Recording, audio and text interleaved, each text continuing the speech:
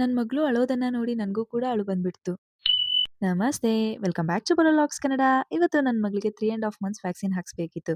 ಅದಕ್ಕೆ ಬೆಳಗ್ಗೆನೆ ನನ್ನ ಮಗಳಿಗೆ ಸ್ನಾನ ಮಾಡಿಸಿ ರೆಡಿ ಮಾಡಿ ನಾನು ಹಾಗೆ ನನ್ನ ಹಸ್ಬೆಂಡ್ ಕೂಡ ರೆಡಿ ಆದ್ವಿ. ನಾನು ಎಲ್ಲೇ ಹೊರಗಡೆ ಹೋಗ್ಬೇಕಿದ್ರು ಒಂದ್ pair dress, diaper, tissue, expressed milk ಹಾಗೆ ಒಂದ್ ಪ್ಲಾಸ್ಟಿಕ್ ಕವರ್‌ನ ಯಾವಾಗ್ಲೂ ಬ್ಯಾಗಲ್ಲಿ ನನ್ನ ಮಗಳಿಗೋಸ್ಕರ ಕ್ಯಾರಿ ಮಾಡ್ತೀನಿ. ಹಾಗೆ ಇವತ್ತು ವ್ಯಾಕ್ಸಿನ್ ಹಾಕ್ಸೋಕೆ ಹೋಗ್ತಿದ್ದಿದ್ರಿಂದ ತಾಯಿ ಕಾರ್ಡ್ ಜೊತೆಗೆ ಆಧಾರ್ ಕಾರ್ಡ್ ಕೂಡ ಕ್ಯಾರಿ ಮಾಡ್ದೆ. ನಾವು ಹಾಸ್ಪಿಟಲ್ ರೀಚ್ ಆದಾಗ ಮಾರ್ನಿಂಗ್ 10:50 ಆಗಿತ್ತು. ಬಟ್ ಇನ್ನೂ ಹಾಸ್ಪಿಟಲ್ ಓಪನ್ ಆಗಿರ್ಲಿಲ್ಲ. ತುಂಬಾ ಜನ ಬಂದು ವೇಟ್ ಮಾಡ್ತಿದ್ರು. 11:00ಗೆ ಹಾಸ್ಪಿಟಲ್ ಓಪನ್ ಮಾಡಿದ್ರು. ಟೋಟಲ್ ನನ್ನ ಮಗಳಿಗೆ 5 ವ್ಯಾಕ್ಸಿನ್ ಇತ್ತು. 3 ಇಂಜೆಕ್ಷನ್ ಹಾಗೆ 2 ಓರಲ್ ವ್ಯಾಕ್ಸಿನ್ ಹಾಕಿದ್ರು. ಫಸ್ಟ್ ಇಂಜೆಕ್ಷನ್ ಹಾಕಿದಾಗ ನನ್ನ ಮಗಳೇನು ಅಳ್ಳಿಲ್ಲ.